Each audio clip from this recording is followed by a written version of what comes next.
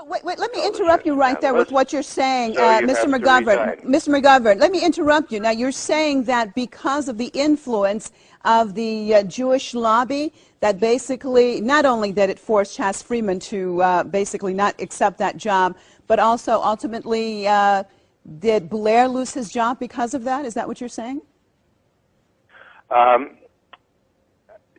Blair, as Freeman was appointed, so it is not that he turned down the job, that he was removed from the job after a day in office, so to speak. Now, when Admiral Blair appointed Chas Freeman, he put many noses out of joint. Particularly, I don't call it the Jewish lobby because it's a minority. It's a hard right-wing Likud lobby. He did them in, and it's very clear because Charles Schumer bragged about it, and Freeman admitted that's what happened to him. Okay, let me get Philip Giraldi back in on this. Philip, what's your take on that? Do you believe that it was because of for example, AIPAC, the Jewish lobby influence, that helped Blair basically lose his job? How do you see it? Well, I think it was when Blair did appoint Chas Freeman and was opposed by the lobby, I think that was really the kiss of death. That I agree with Ray absolutely on that. That when that happened, that meant that sooner or later, Dennis Blair would be in trouble as soon as there were an opportunity to turn on him. Well, let me interrupt you there. Well, let me interrupt you right there, Phil. What exactly does that say then about Washington politics as far as how much influence that the Jewish lobby has? Well, what it says is essentially that the Jewish lobby, the Israeli lobby, has absolute control over the appointment of anyone, either in a security position or a foreign policy position, that has anything at all to do with the Middle East. They basically are able to say yes or no on the appointment of any individual at a senior level. I'm talking about, obviously, a policy-making level. Well, Philip, what does that say about U.S. sovereignty? What does that say exactly about U.S. sovereignty if Israel is basically calling the shots, as you said, in dealing with the Middle East? Then aren't there times that, for example, what is good for Washington may not necessarily be good for Tel Aviv? And if Israel is calling the shots, where does that leave the United States? Well, obviously, that's the fundamental dilemma in terms of American foreign policy, and I think Ray would agree with me on this, that essentially the Israeli veto over major aspects of U.S. foreign and security policy means that our policies don't make sense in terms of what the national interest of the United States is.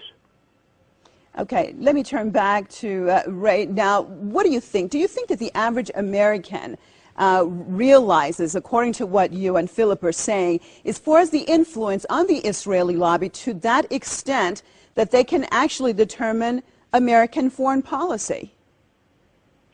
Well, first off, let me point out, it's never in my experience of almost 50 years in this town have I seen the Likud lobby able to derail appointments in the intelligence community at a lower than secretary or principal level.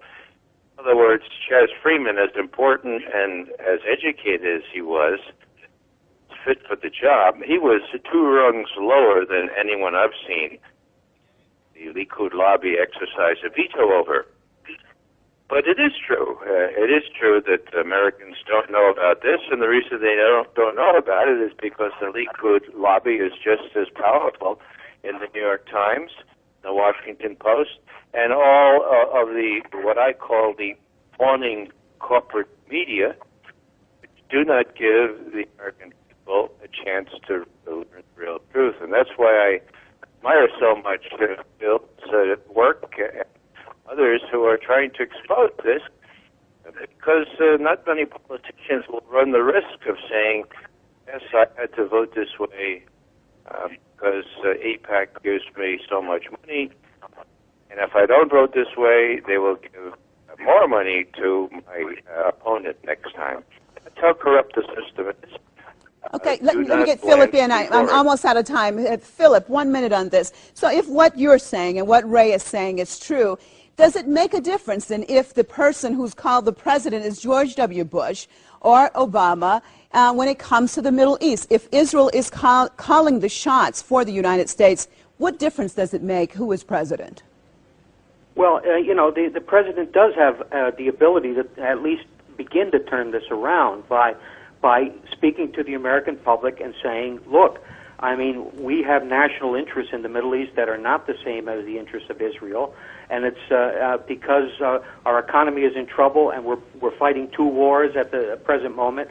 We have to look at those interests in a serious way, and we have to be able to do things that are going to make Israel angry. But that's just the way it is. It requires the president to use what they call the bully pulpit, to use his position to try to change policy. But I don't think any president from either party at the present time would have the courage to do that. Okay, and on that note, I'd like to thank both Philip Giraldi and Ray McGovern for being with us on another close-up look at today's hot stories. Join us right here, same time tomorrow. I'm Marzia Hashimi signing out from Tehran. Thank you and goodbye.